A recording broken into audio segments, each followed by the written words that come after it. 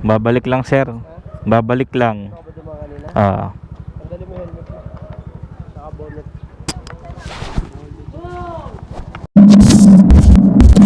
So yan mga master, dito tayo sa Katarungan Village sa Muntinlupa, no? At bawal dito mag helmet. So sinuot ko lang yung helmet kasi nangangalay na akong hawak-hawak ko. Baka mamaya pagmulan pa ng aksidente. So tingnan natin kung may sisita sa atin kasi karamihan dito mga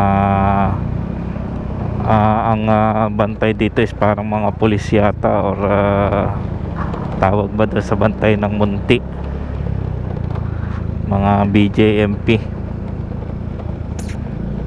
So palabas na tayo ng gate at isa pa yung kung pupunta kayo dito yung ID nyo dapat dalawa kasi mula dun sa unahan sa mismong bungad ng pagpasok ng Muntinlupa ay kukunan na kayo ng ID kung hindi kayo taga rito. Then itong pagpasok ng Katarungan Village mismo ay hindi rin nila i-honor yung number na ibinigay sa iyo sa unang kumuha ng ID sa inyo. So pero sa ngayon pumayag naman kasi sabi ko bago pa lang ako nakapunta dito, first time tayo nakapunta, kaya yung number na kinuha natin dun sa kinuna ng ID tayo ay yun ang ibinigay ko. So dito na tayo mga master, tingnan natin kasi sitahin tayo na may suot tayong helmet.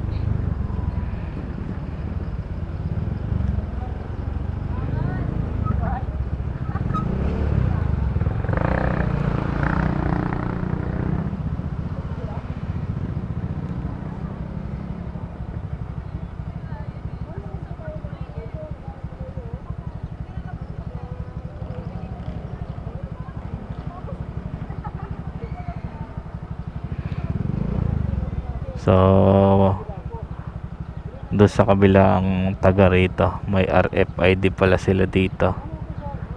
Gate close after reach vehicle, RFID lane only. So dito yung may mga iniwang ID, tapos sa kabila ay may mga RFID. Kusa siyang nabukas oh.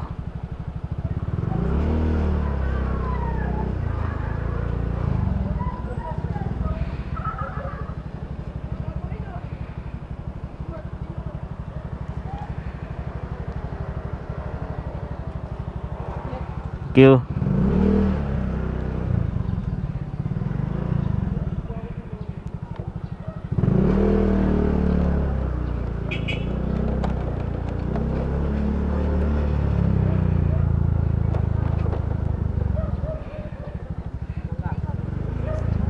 Babalik lang sir.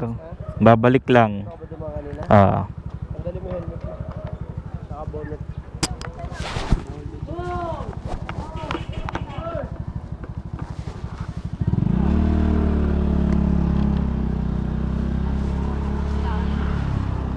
So ayan mga master, sinita tayo.